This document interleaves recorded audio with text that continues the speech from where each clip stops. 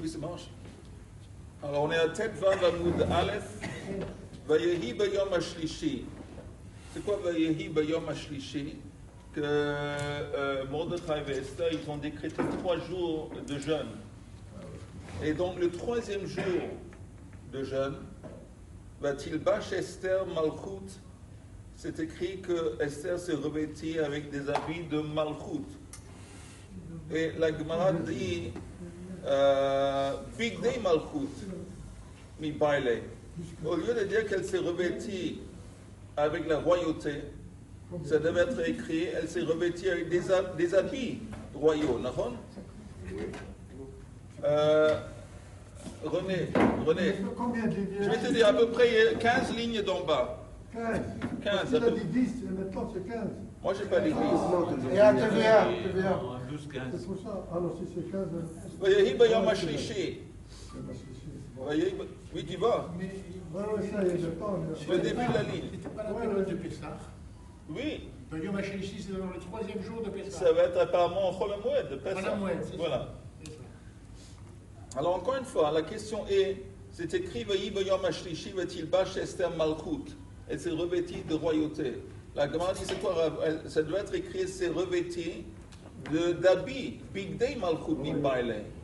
Amar Rabbi Elazar, Amar Rabbi Chanina. Melamed shel Vashta Ruach HaKodesh. Ça nous enseigne que le 3e jour, elle a été vêtue d'inspiration divine de Ruach HaKodesh. Quel est le rapport avec Malchut? Ktiv Hacha Vatilbash ou Ktiv Hatem Veruach Lavsha et Amasai. Ici, dans le contexte, Esther, c'est écrit, elle s'est vêtue. Et là-bas, dans un autre contexte, en parlant d'Amasai, que justement lui, il a reçu de l'inspiration divine, c'est écrit aussi le Vacha, le Ruach HaKodesh le Vacha. On parle qu'il a été vêtu de inspiration divine. De là, ils ont appris, Xera Shabbat. Ve'amar Rabbi Elazar, Amar Rabbi Chanina, Le'olam al tehi birkat hediot kala be'inecha. On ne doit jamais prendre à la légère la bracha qu'on reçoit d'un hédiot. Hédiot, ce n'est pas un idiot. Hédiot, c'est quelqu'un de simple. Même un juif simple qui donne une bracha, il ne faut pas prendre ça à la légère. Et la preuve, Sheharei Shnei Gdolei Hador Berchum Shnei Hediotot, il y a 2 géants de leur génération qui ont été bénis. Bénis, c'est pas exactement, on va voir, par 2 gens simples. Venit kaima bahen. Et leur bracha, c'est matérialisé, c'est réalisé, merci. Et de qui on parle quand on parle des géants, la brioute? Veiluhen, David et Daniel. On parle de David et Daniel. David, de Barachei Aravna. David, Aravna, il a battu, ou il a acheté David. Il a acheté l'endroit sur le Harabait, l'endroit où le temple est censé être construit. Il ne l'a pas construit, mais il a acheté l'endroit de quelqu'un qui s'appelle Aravna, qui est un Chiti. Et Aravna l'a béni. Dirti Vayomer Aravna el Amelech. Quel est le verset en entier? C'est écrit Hashem Elokecha Yirtsecha, que ton Dieu va te vouloir, Yirtsecha, il va te vouloir, ça veut dire qu'il va t'aider, il va venir t'assister. Et comment est-ce que cette bracha a été réalisée? Ça s'était réalisé pendant la Magéfa, l'épidémie. Il y a eu une épidémie grave, des dizaines de milliers de gens sont morts. Et David s'est tourné vers Hachem, il a demandé que Hachem fait cesser l'épidémie, et Hachem l'a écouté. On dit que le fait qu'Hachem l'a écouté, c'est entre autres dans le mérite de la bracha de Aravna. Donc c'est intéressant, Aravna c'était un goy, c'était un chiti. Mais on voit la force d'une bracha, même d'un goy.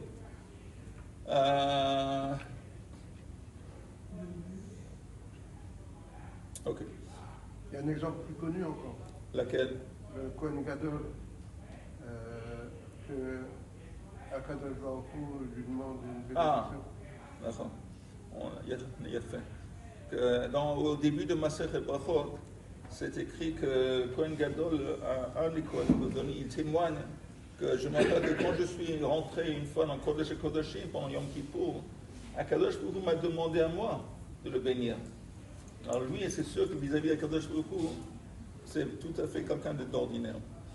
En dépit du fait qu'il était Kohen Gadol. Maintenant, Daniel de Barchei Daryavesh. Daniel a été béni par Daryavesh. Dertiv elakach di'ant palachle betadira hu yashiz vinach. Avant que, je pense que c'est qui, c'est Daryavesh. Pas Daryavesh, comment il s'appelle? C'est Nebuchadnezzar. Attendez une seconde. Darius.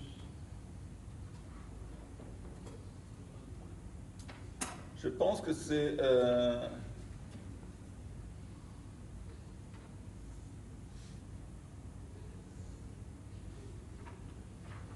Darius. c'est Darius. Il y a un roi avec Kitsour, je ne me rappelle pas le nom de ce roi, vous allez m'excuser, j'espère. Il a avant de jeter Daniel dans le feu, il allait le jeter dans le feu. Il l'a béni. Qu'est-ce qu'il lui a dit? J'ai traduit que il lui a dit le Dieu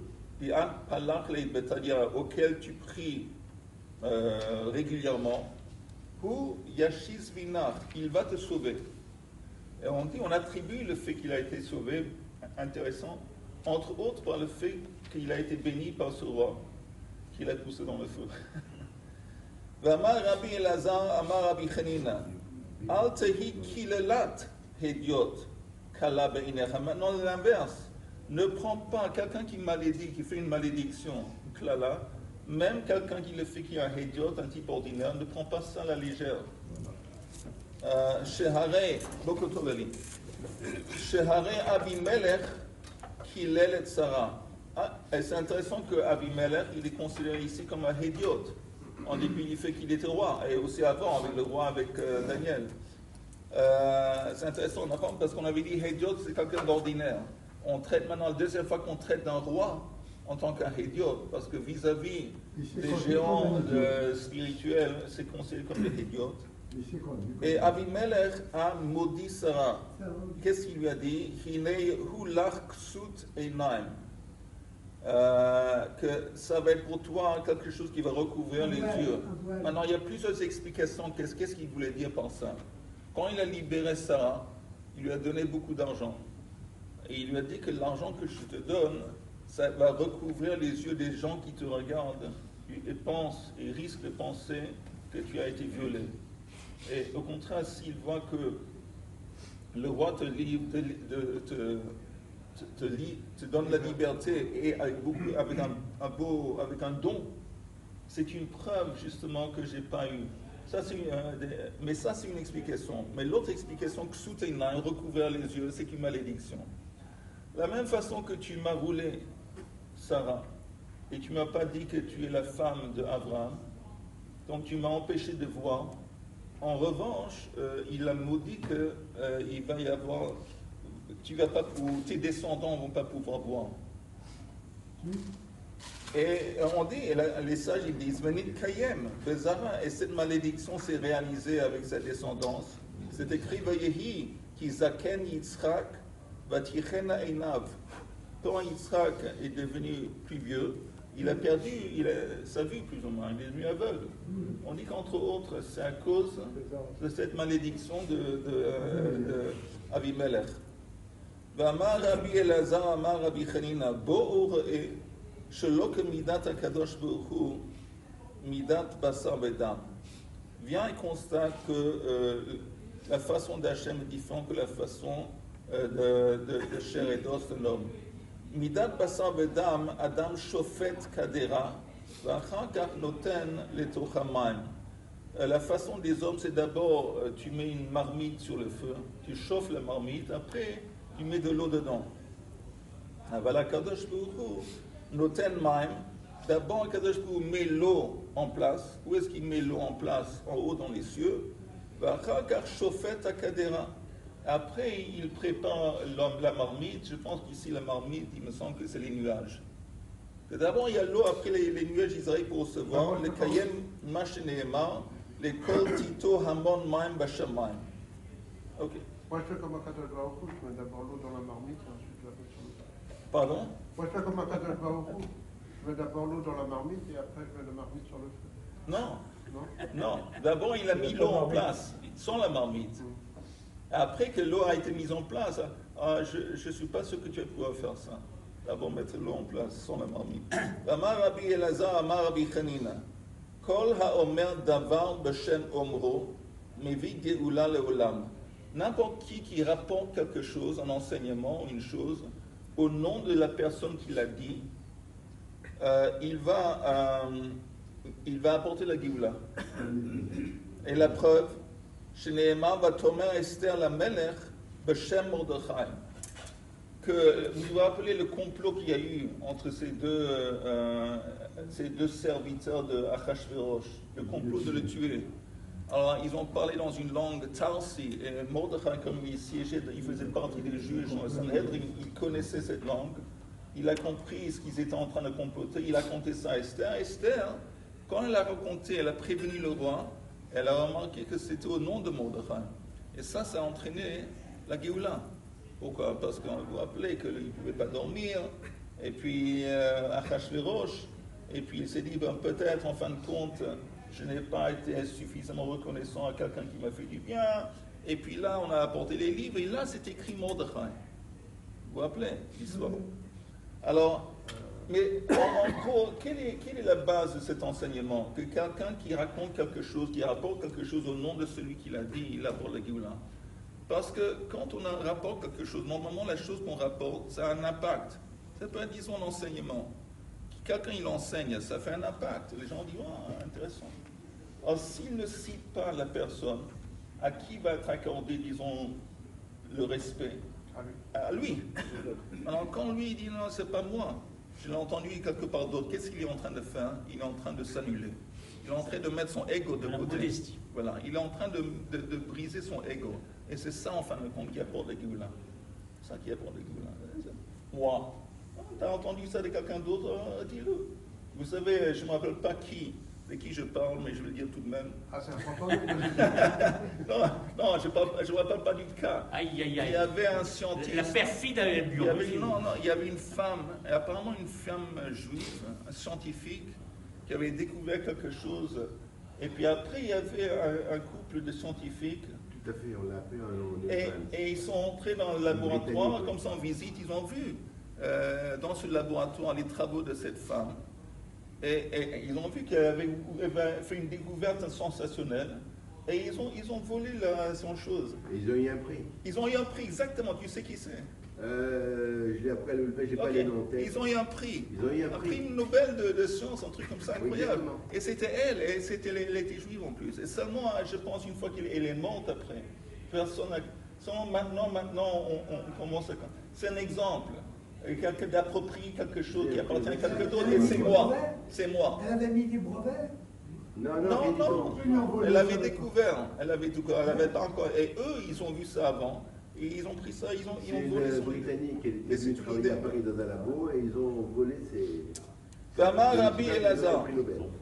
Amar Rabbi Elazar, Amar Rabbi Chanina. Tzadik avad, les doro avad. Quand il y a un tzadik qui meurt, qui disparaît, la perte de ce tzadik se fait ressentir en particulier pour sa génération. Un tzadik avad qui se perd, les doro avad, c'est sa génération qui le ressent. Machal, le Adam chez Abdal ou Margalit. C'est comparable à quelqu'un qui perd une pierre précieuse. Kol makom shehi Margalit shma. N'importe où qu'elle se trouve, elle s'appelle une pierre précieuse. Lo avda ela le baala. Ça veut dire qu'encore une fois, c'est lui qui est conscient qu'elle est perdue. Quelqu'un d'autre qui n'était même pas conscient qu'elle existait, il ne sait pas. Mais lui, il avait cette pierre précieuse, et cette pierre précieuse lui apportait beaucoup. Maintenant qu'il n'est plus là, lui, il est conscient de la perte, quelqu'un d'autre, non. Et ça, c'est la même chose, une génération dans laquelle il y a un tzaddik. Ils sont conscients du fait de l'impact du tzaddik sur les générations. Quand ce tzaddik disparaît, alors c'est la génération en question qui ressent plus que d'autres la perte. Alors c'est écrit que Haman, quand il a vu que Mordechai n'était pas prêt à se prosterner devant lui, il est rentré à la maison, chez lui, à sa famille, il a commencé à pleurnicher, et il a dit, bon, j'ai une fortune, j'ai ça, je suis apprécié par le roi, et tout ça, ça vaut rien dans mes yeux, tant que ce sale juif comme ça, il n'est pas prêt à ce chose. L'autre, Kol ze inenu shoveli, Amar Rabbi Elazar, Amar Rabbi Chanina, B'sha'a shera'a Haman et Mordechai, Yoshev b'shar HaMelech, au moment qu'il a vu, quand Haman a vu Mordechai qui était assis à l'entrée du palais, Amar Kol ze eino shoveli. Alors ça veut dire quoi exactement? Que des Rav Chisda, d'Amar Rav Chisda, c'est comme enseigner Rav Chisda, Zeba beprosbuli, ve zeba beprosbuti. Alors regardez avant le Rashi, avant de tourner la page, Rashi dit Zeba beprosbuli. Mordechai ba elav betanat osher. Que prosbuli, c'est une demande d'argent, qui demande beaucoup d'argent. Mordechai avait une tana. Comment on dit tana en français? A claim, en anglais on dit a claim. Une réclamation. Il avait une réclamation de richesse vis-à-vis de Haman. Mais Haman, ba betanat oni. Pourquoi? Chez Machar Haman et Atzmo, les Mordechai, Kodem Lachen, Yamim Rabim, Bekikare Lechem. Il y a une histoire, et la vérité que, dommage que David n'est pas là, il a fait allusion à ça, qu'avant beaucoup d'années, le roi, je pense que c'était Achashverosh, a nommé Mordechai, selon le Midrash, Mordechai et Haman en tant qu'officier de l'armée, et le roi leur a donné de l'argent pour aller en guerre. Cet argent était censé être investi dans l'armée, dans une armée, pour aller combattre la bataille. Et Haman, l'argent qu'il a reçu du roi, il a dépensé sur lui-même. Et plus tard, quand le moment était devenu de faire la guerre, il n'avait plus d'argent. Et tandis que Mordechai avait seulement dépensé la moitié de l'argent qu'il avait reçu.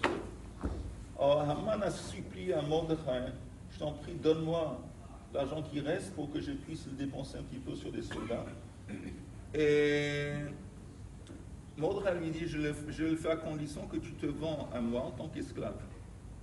Ça c'est le Midrash. Okay? Alors maintenant, cette rencontre, pourquoi est-ce qu'il ne pouvait pas supporter Haman devant Mordechai? On va voir. Alors on tourne la page. Amar Rav Papa, Vekarule Avda de Mizdaban, il faut dire ici un Aleph, de Mizdaban Betulmei de Nahama. On appelait à Haman, il y avait des gens qui connaissaient cette histoire, on appelait Haman l'esclave qui s'est fait esclaveux, qui s'est vendu pour des morceaux de pain. Alors il dit, qu'est-ce qui se passe? En fin de compte, Mordechai, il avait une richesse, il s'est enrichi maintenant, Haman. Mais on dit, comme Mashekana Avdo, Kana Rabo, que ce qu'un serviteur, un Eved va acquérir, en fin de compte, ça appartient à qui? Pas à l'esclave, ça appartient au propriétaire de l'esclave. Donc ça, en fin de compte, ça appartient à Mordechai. Et lui, il ne pouvait pas supporter cette situation où il était comme ça soumis, il était sous la menace de Mordechai. Il pouvait dire, réclamer des bons. Tout ça, ce que tu as, c'est à moi. וכל זה איננו שובה לי מלמד שכל גנזיו של אותו רשע חקוקין על ליבו. Ça veut dire quoi? Tout ça, ça vaut rien dans mes yeux. Quand on dit ça, le mot ça veut dire que c'est comme si on pointait du doigt. Ça veut dire, il s'agit que tout son argent, était devant ses yeux tout le temps. Il était tellement amoureux de ses biens que c'était comme si c'était en face de lui. Posé. Lui, il voyait son argent. Il voyait constamment son argent. Il dit, moi, je ne peux pas supporter cette idée qu'en fin de compte, Al-Piyadin, que, disons, formellement, ça appartient à Mordechai.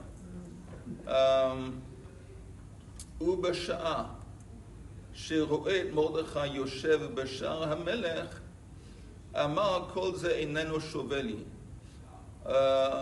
Entre parenthèses, la fameuse haine historique des Goïms contre les Juifs, entre autres, c'était un petit peu lié à ça.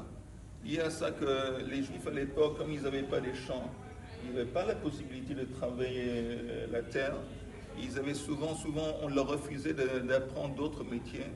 Et une des choses qu'ils avaient, c'était d'être prêteurs d'argent. Ils faisaient du business. Et souvent, ils s'enrichissaient, ils prêtaient de l'argent. Et le goy qui empruntait de l'argent du juif, il lui en voulait. D'un côté, il était reconnaissant, mais de l'autre côté, il ne pouvait pas supporter cette idée que c'est grâce aux juifs qu'il est dépendant du juif. Et ça rappelle un petit peu cette histoire. Oui. J'ai vu, quand on était enfant, à la télévision française, une série qui s'appelait Les Rois Maudits. Les Rois Maudits. Oui, tu connais? Non. C'est écrit par Maurice Druon. Oui. Et moi, je n'avais pas vu à l'époque. Mais j'ai vu maintenant sur YouTube. Et dans le premier épisode, il y a le roi, je ne me rappelle plus qui c'est, Philippe le Bel. À la fin, il est en train de mourir. Et alors ses conseillers lui disent vous pouvez partir tranquillement, vous avez été un bon roi, etc. Vous avez fait tout ce qu'il fallait pour le peuple, pour la France, etc. Il dit mais j'ai quand même quelque chose qui me dérange, j'ai tué trop de juifs. Ça me dérange maintenant, je vais arriver en haut, on va me dire. Et alors, le conseiller dit, mais on était obligés, on leur devait tellement d'argent. L'exos que tu racontes. C'est ça, non? C'est comme ça que les rois de France faisaient. En fait, c'est ça. Quand il y avait de l'argent aux juifs, tuer des juifs. Oui, c'est ça. Massacre des juifs, il y avait peut-être. Pour financer les Tout le monde crusades. devait de l'argent aux Vous avez juifs. plus d'aider. Alors après, il tuait les juifs. Manière. Mais on voit de toute façon un espèce de lien entre ce phénomène historique et cette histoire entre le rapport entre Haman et Mordechai, selon le Midrash. Maintenant, ובשעה שרואה את מרדכי יושב בשער המלך, אמר כל זה איננו שווה לי, ואמר רבי אלעזר, אמר רבי חנינא, עתיד הקדוש ברוך הוא להיות עטרה בראש כל צדיק וצדיק. Dans le futur, הקדוש ברוך הוא va devenir une couronne. Dans le futur, c'est העולם הבא. sur la tête de chaque tzaddik, שנאמר ביום ההוא יהיה השם צבקות לעטר את צבי, il faut dire le verset, il faut dire לעטר את צבי ולצפירת תפארה לשאר עמו. Maintenant, la Gemara demande, Maï, vous savez quoi en fin de compte, le Ateret Tzvi? Ateret Tzvi, le pshat, que Ateret c'est une couronne, et Tzvi c'est la beauté, une belle couronne. Mais les sages disent, c'est une allusion à quoi? Le Tzvirat Tifara, le Osin Tziviono, parce que Tziviono c'est l'ordre, le commandement. Le mot mitzvah, ça vient de l'Etzavot, entre autres. L'Etzavot. L'Etzavot, c'est un commandé. Alors, le Tzvirat, le Osin pardon, la terre est Tzvi ou le Tzvirat Tifara, pour ceux qui font la volonté divine, ou le Metzapin Tifarto, et ceux qui attendent la gloire d'Hachem. C'est quoi qu'ils attendent? Comme on dit à Admerves, c'est une des questions que chaque âme va être demandée. Est-ce que tu as attendu la Géoula? Sinon, c'est un problème. Maintenant, la Gemara demande Yechol Lakol. Est-ce que cette récompense, on ne sait pas ce que ça veut dire exactement, mais les sages donnent cette image de Bolam Abba, l'âme, elle va être là couronnée par une couronne en train de profiter de Ziva Shrina, la lumière de la Shrina. Mais est-ce que cette récompense va être donnée à tout le monde? Dans le verset, c'est écrit au reste de son peuple. ça veut dire quoi au reste de son peuple? Le Mishemesim Atzmo que Shiraim. Pour ceux qui se transforment en restes. Shiraim, c'est les restes. C'est encore une fois, tout ça, cette récompense, elle est destinée aux gens qui ne sont pas orgueilleux et qui se posent des restes. C'est important. Vele ruach mishpat, c'est la continuation du verset. Vele ruach mishpat, ze hadan et yitzro. C'est quoi ruach mishpat? Une allusion à ceux qui jugent leur yetzer. Maintenant, ça aussi, c'est un chidouche. Et c'est rare, hélas, que les gens se jugent. On a tous un yetzer. Mais entre nous, peut-être vous allez confirmer, peut-être vous n'allez pas être d'accord, mais c'est rare que les gens ils font un cheshbon nefesh sur façon, à quel point, comment ils se comportent vis-à-vis de leur yetzer.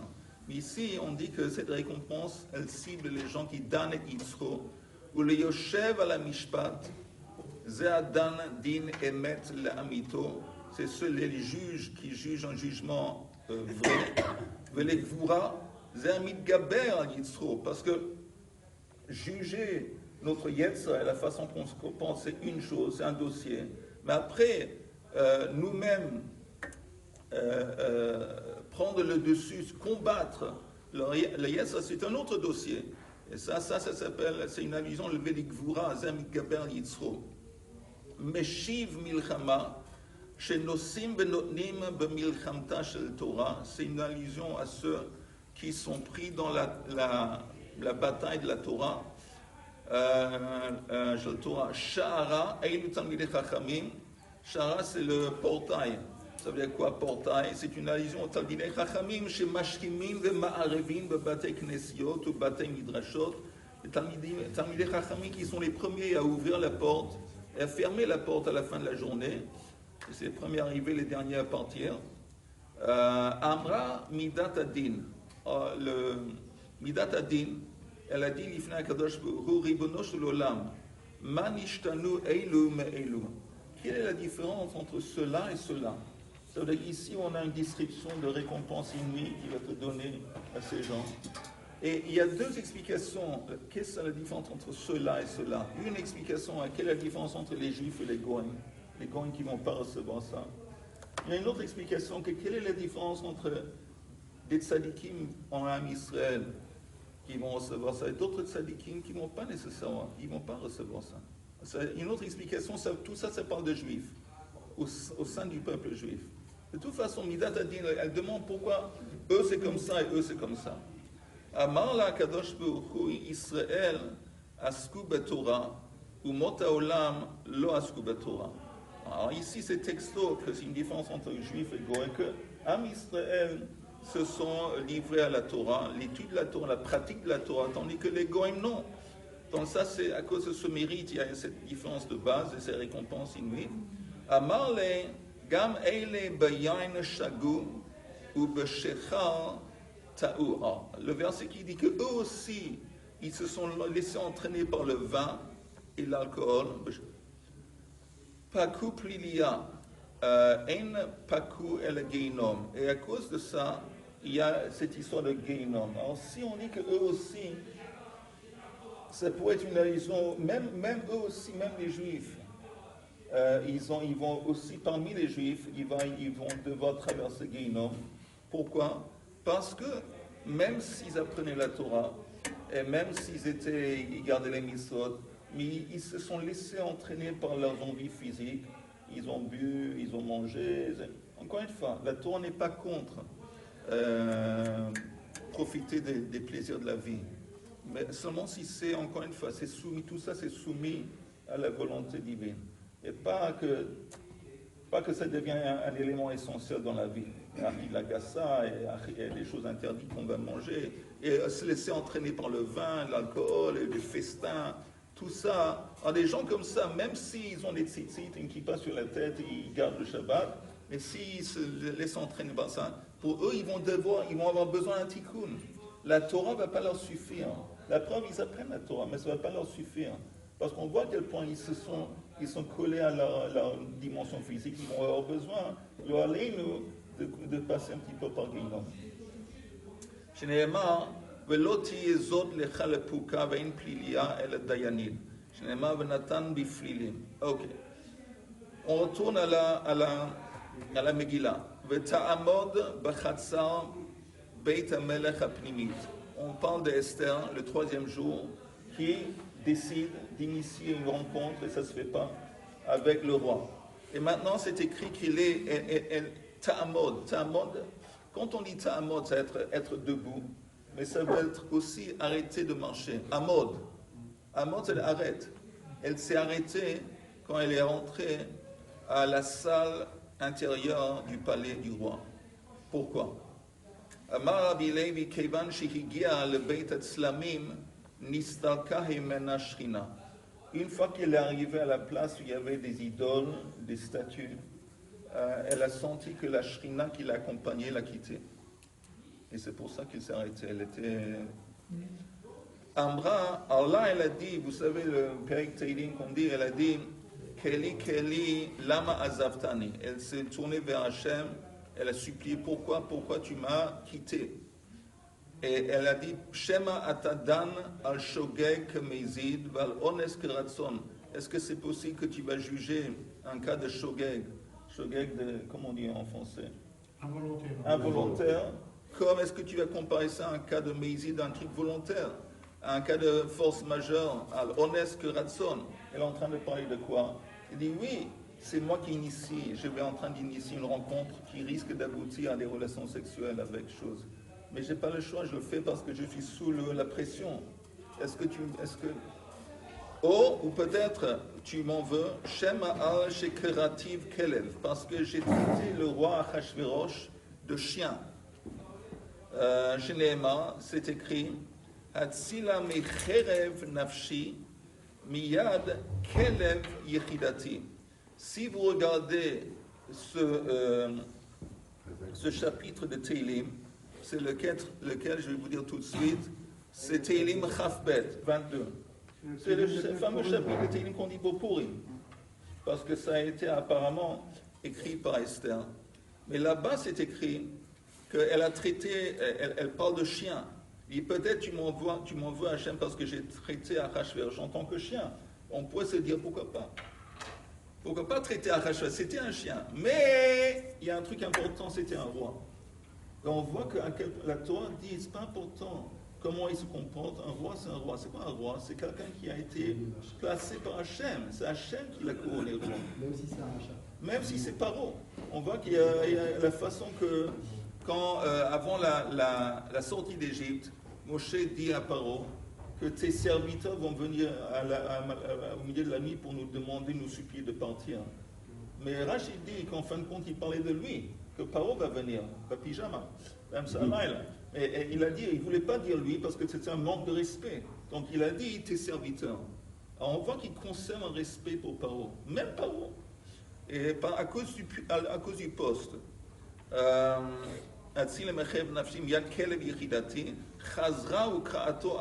donc à cause de ça, elle a, après de suite elle s'est attrapée, elle a changé, elle a appelé lion.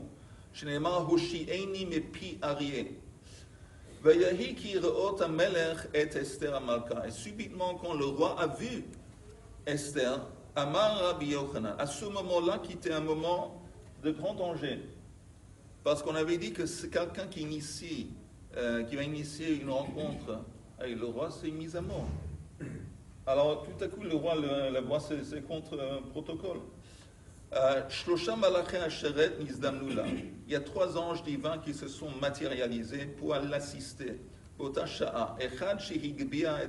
Un a fait monter son cou. Pourquoi faire? De sorte qu'il a entendu du bruit, mais il n'a pas bien vu qui c'était. Alors sa tête est montée d'une façon surnaturelle. Il a vu la tête d'Esther.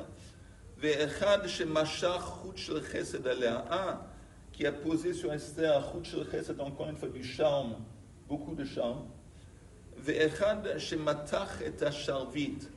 un qui a prolongé le sceptre d'Achashverosh. Maintenant, pourquoi prolonger le sceptre?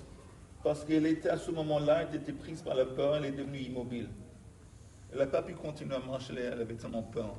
Et le sceptre s'est rallongé, il a touché. Et ça lui a donné, ça l'a encouragé. Mais ça aussi, le sceptre s'est prolongé d'une façon miraculeuse. De combien est-ce que le sceptre s'est prolongé? Amar Rabbi Yirmiyah Shtei Amot. Ça s'est prolongé d'une distance de 2 amot. Shtei Amot Haya. Le sceptre lui-même, il avait une longueur de 2 amot. Ve'emido al shtemesre. C'est passé de 2 amot à 12. Ve'amrila al sheshesre. Un qui dit 16. Ve'amrila al esrim ba'arba. Il y a un qui dit 24. Ve'manit etana al shishim. Il y a une braïte qui dit 60. Ve'chen motse. Ve'chen atamotse be'amata shel bat paro. La même chose, vous entendez, c'est passé avec la main de Batia. Parce que c'est écrit que quand Batia allait se tromper dans le Nil, elle a vu de loin la taïva où Moshe était, et miraculeusement, sa main s'est étendue pour pouvoir attraper la taïva dans laquelle était Moshe. On dit ici, quelle distance? 60 amot, on va en parler dans une minute. 60 amot, c'est beaucoup. Et tu retrouves ça avec les dents des mauvais.